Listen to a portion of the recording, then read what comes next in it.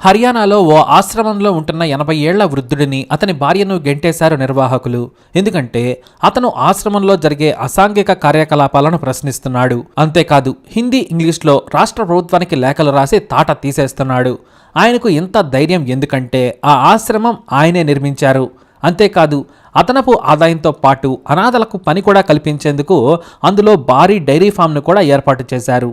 చిక్కటి స్వచ్ఛమైన పాలను అందిస్తూ ఆశ్రమానికి భారీగా ఆదాయం తెచ్చిపెట్టి బాగా నడిచేలా చేశారు. కానీ వయస్సు మీద పడిన తర్వాత ఆ బాధ్యతల నుంచి తప్పుకున్నారాయన. ఎప్పుడైతే ఆ వృద్ధుడు ప్రశ్నించడంతో పాటు అసాంఘిక కార్యకలాపాలను ఎండగట్టి ఉన్నతాధికారులకు ఫోన్ చేసేవాడో ఆ డబ్బుకు ఆశపడి అతని అడ్డు తొలగించుకోవాలనుకున్నారు. కొంతమంది రౌడీలు రాజకీయ నాయకులు కలిసి ఆయన్ను హర్యానాలోని కైతాల్ ఆశ్రమం నుంచి రాత్రి సమయంలో బలవంతంగా వ్యాన్లోకి ఎక్కించారు. ఆ తర్వాత అతని భార్యను కూడా వ్యాన్లో కుక్కి కొన్ని డబ్బులు చేతిలో పెట్టి బెదిరించి ఢిల్లీలో దించి వెళ్లిపోయారు. నా దేశానికి ఎంత దరిద్రం పట్టిందా అనుకుంటూ ఆ డబ్బులతో తన భార్యను తీసుకొని ఢిల్లీలోని డిఫెన్స్ కాలనీలోని 2 రూములున్న ఇంట్లోకి అద్దెకు దిగారు ఆయన. అందులో తన భార్యతో బయట ప్రపంచానికి తెలియకుండా గడిపాడు. అయితే ఓ రోజున అతని భార్య హఠాత్తుగా చనిపోవడంతో ఆమె అంత్యక్రియలు చేయడానికి అతనికి ఓపిక లేదు. ఎందుకంటే అప్పటికే అతనికి 85 ఏళ్లు దాటిపోయాయి. దీంతో భార్య నగలు అమ్మి ఆమె అంత్యక్రియలను సంప్రదాయాలతో జరిపి పంపించారు. అప్పటి వరకు అతనికి డబ్బులు వచ్చేవి, ఎందుకంటే అతని కూతురు అప్పుడప్పుడు డబ్బులు పంపేది. భర్తకు తెలియకుండా ఆ వృద్ధుడి భార్య కూతురికి లెటర్లు రాసి డబ్బులు తెప్పించుకునేది. కానీ ఆ వృద్ధుడికి ఆత్మాభిమానం ఎక్కువ, ఎవరిని చేయి చాచి అడగలేడు. దీంతో వరుసగా 3 నెలలు అద్దె కట్టలేకపోవడంతో ఆ ఇంటి ఓనర్ వృద్ధుడిని నానా మాటలన్నాడు. నీకు నడవడానికి కూడా చేత కావడం లేదు, నా ఇంట్లో ఎందుకున్నావు, నిన్ను అనాథాశ్రమంలో వేసి వస్తాను, లేదంటే నా అద్దె కట్టు అని తిట్టాడు. మంచంలో పడుకునే ఓ 2 నెలల సమయం ఇవ్వు, నీకు మొత్తం ఇచ్చేస్తానని చెప్పారు ఆయన. ఎందుకంటే ఆయన డబ్బులను ఇస్తారని కాదు, తోడుగా ఉన్న భార్య వెళ్ళిపోవడంతో ఆయన మనోవేదనకు గురయ్యాడు. ఈ 2 నెలల్లో మరణం వస్తుందిలే అని ఆయన అనుకున్నారు. కానీ మరణం రాలేదు. మరునెల ఇంటి యజమాని వచ్చి నోటికి వచ్చినట్లు తిట్టాడు. ముసలోడా, నీకు ఢిల్లీలో ఇల్లే దొరకదు, నా ఇంట్లో పడి చిరాకు పెడుతున్నావు, ఏమైనా అందామంటే నన్ను తప్పు పడతారని చిరాకు పడ్డాడు. రేపు అద్దె అయినా ఇవ్వు, లేదంటే నీకు నువ్వుగా వెళ్ళిపో, కానీ నాతో మాత్రం తిట్లు పడద్దు, నాతో తప్పుడు పని చేయించొద్దు, నువ్వు 4 నెలల అద్దె ఇవ్వకపోయినా పర్వాలేదు, ఇక్కడ నుంచి వెళ్ళిపో అని అన్నాడు. ఈ గొడవ జరుగుతూ ఉండగానే ఆ ఇంటి పక్కనే ఉన్న హిందుస్థాన్ టైమ్స్ జర్నలిస్ట్ ఏం జరిగిందని వచ్చి వివరాలు తెలుసుకున్నాడు. ఇంటి యజమాని తన పనివాడితో చెప్పి సామాను బయట వేయమని చెప్పాడు. అంతేకాదు సదర జర్నలిస్టును ఈ ముసల్లోడిని ఏదైనా అనాథాశ్రమంలో వేయమని కోరాడు. కానీ అతను ఇంటి యజమానిని తిట్టాడు. ఆ మొక్క నువ్వు ఇల్లు ఖాళీ చేయించక ముందు చెప్పాలి, సామాను బయట వేసి ఇదేం పని జర్నలిస్ట్ తిట్టాడు. అయితే ఇంట్లోకి వెళ్ళి ఆ వృద్ధుడి దగ్గర కూర్చున్నాడు ఆ జర్నలిస్ట్. అతని చేతిలో గాంధీ బొమ్మ ఉంది. ఒక చిన్న మంచం, 4 దుప్పట్లు, ఒక ఫ్యాను, కిచెన్లో కరెంటు స్టవ్ మాత్రమే ఉన్నాయి. 2 గిన్నెలు, 2 ప్లేట్లు, 2 గ్లాసులు ఉన్నాయి. పుస్తకాలు మాత్రం షెల్ఫ్ నిండా ఉన్నాయి. తనకు తాను హిందుస్థాన్ టైమ్స్ జర్నలిస్ట్ అని పరిచయం చేసుకున్నాడు ఆ జర్నలిస్టు. మీరు స్వతంత్ర సమరయోధుల్లా ఉన్నారు, నేను మీకు సాయం చేస్తాను, మీ వివరాలు చెప్పండి సార్, మీ వార్త రాస్తానన్నారు. అందుకు ఆ వృద్ధుడు ఒప్పుకోలేదు. Just give me some time, I will talk to you later అన్నాడు. కానీ తాను పేపర్లో హ్యూమన్ ఇంట్రెస్ట్ స్టోరీస్ రాస్తాను, మీ జీవిత కథ రాస్తాను, మీ వయసు చూస్తే స్వాతంత్ర సమరయోధుల్లా ఉన్నారు, నాకు మీ గురించి చెప్పమని అడిగినా ఆ వృద్ధుడు మంచంలోనే పడుకుని ఉన్నాడు. బయట నిలబడి అరుస్తున్న ఇంటి యజమానిని ఆ జర్నలిస్ట్ పంపించేశాడు. నేను మీకు మొత్తం అద్దె ఇస్తాను, రేకుల ఇల్లుకు నువ్వు ఇంత సీన్ క్రియేట్ చేయనక్కర్లేదని 1000 రూపాయల చేతిలో పెట్టి రేపు రమ్మని చెప్పి పంపించేశాడు. అతను వెళ్ళిపోయిన తర్వాత మీ పేరేంటని ఆ వృద్ధుడిని అడిగినా చెప్పలేదు. కానీ పుస్తకాలను చూస్తుండగా ఒక ఫైల్ కనిపించింది. ఆ ఫైల్ ఓపెన్ చేసి చూడగానే ఆ జర్నలిస్టుకు మతి పోయింది. అందులో గాంధీతో పాటు జవహర్లాల్ నెహ్రూ, ఇందిరాగాంధీ, లాల్ బహదూర్ శాస్త్రి, సర్దార్ వల్లభాయ్ పటేల్తో దిగిన ఫోటోలున్నాయి. నెహ్రూ ప్రేమతో ఆయనకు రాసిన లేఖ చూడగానే ఆ జర్నలిస్టుకు ఫ్యూజులు అవుట్ అయ్యాయి. ఎందుకంటే మొదటి పదమే డియర్ గుల్జారీలాల్ నందా అంటూ రాసిన ఆ పదం చూసి ఒక్కసారిగా మంచంలో పడుకున్న ఆ వృద్ధుడిని చూశాడు ఆ జర్నలిస్ట్. ఆ ఫోటోలను పోల్చుకోగా అతనికి మతిపోయింది. తాను చూస్తుంది నిజమేనా అనుకున్నాడు. దీంతో మంచం పక్కనే ఉన్న state bank of India passbook చూశాడు. అందులో గుల్జారీలాల్ నందా అని రాసి ఉంది. దాంట్లో పెన్షన్ 500 రూపాయలు వస్తోంది. వరుసగా గత 4 నెలల నుంచి వస్తున్నా దానిని బ్యాంకుకు వెళ్లి తీసుకొచ్చేవారు లేక ఆయన ఇంటి అద్దె కట్టడం లేదనుకున్నారు. వెంటనే తన ఆఫీస్కు ఫోన్ చేసి గుల్జారీలాల్ నందా ఎప్పుడు చనిపోయారని సీనియర్ జర్నలిస్టులని అడిగారు. తాను ఆయన పక్కనే ఉన్నట్టు చెప్పకుండా ఈ క్వశ్చన్ అడిగారు జర్నలిస్ట్. ఆ తర్వాత చిన్నగా విషయం చెప్పారు. బయటకు తెలియకుండా తొందరగా వెతకాలని జర్నలిస్టు కోరడంతో ఆర్కైవ్స్ తీశారు సీనియర్ జర్నలిస్టులు. కొంతమంది సెంట్రల్ హోమ్ మినిస్ట్రీకి ఫోన్ చేసి మాజీ ప్రధాని గుల్జారీలాల్ నందా ఎప్పుడు చనిపోయారని అడిగారు. ఎక్కడా దొరకలేదు. కానీ ఆయన ఎన్నో ఏళ్ల క్రితం చనిపోయి ఉంటారని చెప్పారు. రికార్డులలో ఆయన పేరు లేదు. దీంతో మరో సీనియర్ జర్నలిస్టు ఆ వృద్ధుడి దగ్గరకు వచ్చి పోల్చుకున్నాడు.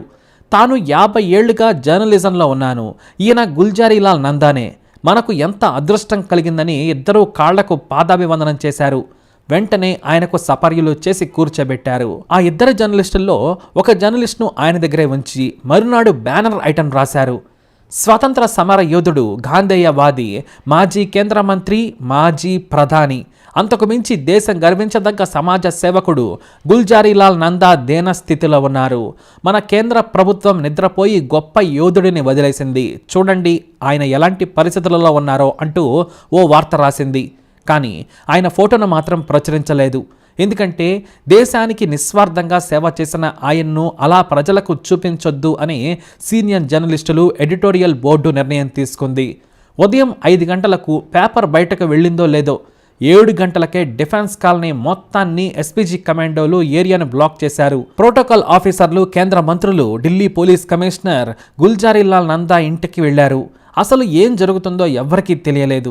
ఇంటి యజమాని వచ్చి ఏం జరిగిందని అడిగితే సెక్యూరిటీ సిబ్బంది పక్కకు తోసేశారు. అసలు ఏం జరిగిందని మరో సెక్యూరిటీ గార్డుని అడగ్గా అతను మాజీ ప్రధాని గుల్జారీలాల్ నందా ఎంత కడు పేదరికంలో బ్రతుకుతున్నాడో చూడమని చెప్పాడు.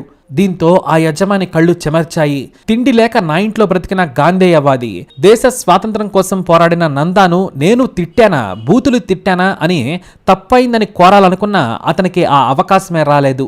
నా ఇంట్లో ఇంత గొప్ప వ్యక్తి ఉన్నాడా అనుకుంటూ ఆశ్చర్యపోయాడు ఆ ఇంటి యజమాని. గుల్జారీలాల్ నందాను వెంటనే ఎయిమ్స్కు తరలించారు. ఆయనకు సపర్యలు చేసి ఆరోగ్యం సెటిల్ అయ్యే వరకు ప్రభుత్వమే చూసుకుంది. బ్రతికేందుకు ఆయన పశువుల పేడ తీసి పాలమ్ముకొని భార్యతో కలిసి ఎన్నో ఏళ్లు జీవించారు. తాను పెట్టిన ఆశ్రమం నుంచే ఆయన్ను వెళ్ళగొట్టారు. కానీ ఆయన జీవితం అద్భుతం. ప్రభుత్వం నుంచి ఆయన రూపాయి కూడా తీసుకోదలుచుకోలేదు. ఇక తన పిల్లల మీద ఆధారపడి వృద్ధాప్యాన్ని వెళ్లదీయాలని నందా భావించలేదు. అందుకే బయటకు వెళ్లారాయన. పిల్లలను కూడా తన దగ్గరకు రావద్దని హెచ్చరించేవారు. తనకు గాంధీ చూపిన మార్గమే దేవుడి మాట, అలానే బ్రతుకుతాననేవారు. 1898 జూలై 4న పాకిస్తాన్లోని బడోకి కోసాయి అనే చిన్న గ్రామంలో పుట్టారు గుల్జారీలాల్ నందా. చిన్నప్పటి నుంచి ఆయన చదువులో చురుకు.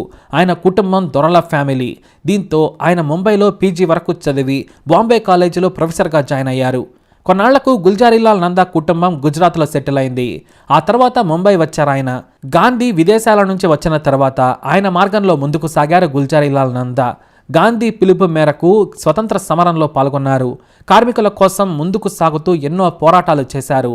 కార్మికులకు హక్కులు ఉంటాయని మొదటిసారి ఇంటర్నేషనల్ లేబర్ ఆర్గనైజేషన్ కార్యక్రమాలను దేశంలోకి తీసుకొచ్చారు. 1922లో నేషనల్ టెక్స్టైల్ ఆర్గనైజేషన్ సెక్రటరీగా ఉన్నారు. దేశంలో కార్మికుల హక్కుల కోసం మొదటిసారి గొంతెత్తిన నేత ఈయనే. కమ్యూనిస్టుల కంటే ముందే ఆయన కార్మికుల హక్కుల కోసం పోరాడారు. స్వతంత్రం రాకముందే 2 సార్లు బాంబే ఎమ్మెల్యేగా గెలిచారు. బాంబే ప్రభుత్వంలో మంత్రిగా చేరి హౌసింగ్ మినిస్టర్ అయ్యారు. ఆ తర్వాత జాతీయ రాజకీయాల్లోకి వచ్చారు.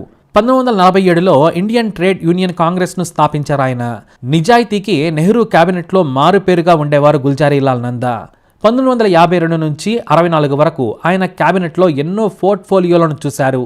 నెహ్రూ చనిపోయిన తర్వాత మే 27, 1964 నుంచి జూన్ 11 వరకు ఆపద్ధర్మ ప్రధానిగా పనిచేశారు. ఆయన తర్వాత లాల్ బహదూర్ శాస్త్రి పీఎం అయ్యారు. ఆయన ప్రభుత్వంలో హోంమంత్రిగా పనిచేసి శాస్త్రి చనిపోయిన తర్వాత మళ్లీ ప్రధాని అయ్యారు గుల్జారీలాల్ నందా. ఇందిరాగాంధీ ప్రభుత్వంలో కూడా మంత్రిగా పనిచేశారు. ఇక రెండోసారి కూడా ఆయన్ను మంత్రిగా పనిచేయమని ఇందిరా కోరినా తనకు రాజకీయాల నుంచి విశ్రాంతి కావాలని కోరారు ఆయన. దేశ ఆర్థిక వ్యవస్థపై ఆయనకు అమోఘమైన పట్టుంది. ప్లానింగ్ కమిషన్ చైర్మన్గా పనిచేస్తున్నప్పుడు తమకు సలహాలు ఇవ్వాలని జర్మనీ, ఆస్ట్రేలియా, యుగోస్లావియా ప్రభుత్వాలు ఆయన్ను తమ దేశానికి పిలిపించుకున్నాయి. ఆ కారణంగా సలహాదారుడిగానైనా ఉండాలని ఇందిరా కోరినా వద్దని వెళ్లిపోయారు. తనకు వయసు అయిపోయింది, యువకులను పెట్టుకోమని ఇంద్రకు సూచించారు ఆయన. ఇక తాను ప్రజా సంబంధంలోకి వెళ్తానన్నారు. ఆ తర్వాత ఆయన బాహ్య ప్రపంచం నుంచి కనుమరుగయ్యారు. బయట ప్రపంచానికి, మీడియాకు సైతం కనిపించలేదు. స్వాతంత్రం రాకముందు సత్యాగ్రహం, క్విట్ ఇండియా ఉద్యమాల్లో పాల్గొన్నారు ఆయన. ఆ తర్వాత కేంద్ర రాష్ట్ర మంత్రి పదవులు చేపట్టారు. భారత ప్రధాని అయ్యారు. కానీ తనకంటూ ఆయన రూపాయి కూడా ప్రజల సొమ్ము తీసుకోలేదు. తన 2 కొడుకులు, కూతుళ్లను బాగా చదివించి నాకు చెడ్డ పేరు రాకుండా బ్రతకమని చెప్పారు. ఆ తర్వాత కొంత డబ్బుతో హర్యానా వెళ్లి పేదలకు అనాథాశ్రమం ఏర్పాటు చేశారు. కానీ దాని నుంచి ఆయన్నే నమ్మిన వారే వెళ్లగొట్టారు. దీంతో భార్య లక్ష్మితో ఢిల్లీలోని చిన్న ఇంట్లో అద్దెకు దిగారు. 94 ఏళ్ల వయసులో ఆయన బ్రతికే ఉన్నాడని ఒక విలేకరి కారణంగా బయట ప్రపంచానికి తెలిసింది. ఎంతో నిబద్ధత ఉన్న ఆయన్ను ఎయిమ్స్ నుంచి డిశ్చార్జ్ చేసిన తర్వాత మాజీ ప్రధానిగా ఆయనకు పెన్షన్తో పాటు అన్ని సౌకర్యాలను నాటి కాంగ్రెస్ ప్రభుత్వం కల్పించింది. ఆ తర్వాత గుల్జారీలాల్ నందా కూతురు ఆయన్ను అహ్మదాబాద్ తీసుకెళ్లి చనిపోయే వరకు సపర్యలు చేశారు. దేశంలోనే చివరి గాంధేయవాది అయిన గుల్జారీలాల్ నందా దాదాపు 100 ఏళ్లు బ్రతికారు. ఖచ్చితంగా చెప్పాలి అంటే 99 ఏళ్ల 6 నెలల 11 రోజులు జీవించారు. అయితే నాటి ప్రభుత్వం మిమ్మల్ని మరిచినందుకు క్షమించాలని కోరుతూ 1997లో భారతరత్నతో సత్కరించింది.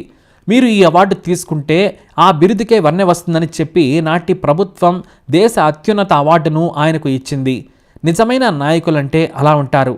నేడు సర్పంచ్ నుంచి ఎమ్మెల్యే వరకు మొత్తం మింగుడు పార్టీయే. ఇక మంత్రులు, ముఖ్యమంత్రుల దోపిడీ గురించి అయితే మాట్లాడాలంటేనే నిజాయితీ పరులు సిగ్గుపడతారు. అలాంటి వారి నుంచి మన దేశం ఇలా మారిపోయింది. మరి దేశభక్తుడు ఇలా ఉండాలి అని చెప్పిన గుల్జారీలాల్ నందాపై మీ అభిప్రాయాన్ని కామెంట్ ద్వారా తెలియజేయండి. అలాగే వీడియోని లైక్ చేయండి, షేర్ చేయండి, మా ఛానల్ని సబ్స్క్రైబ్ చేసుకోండి.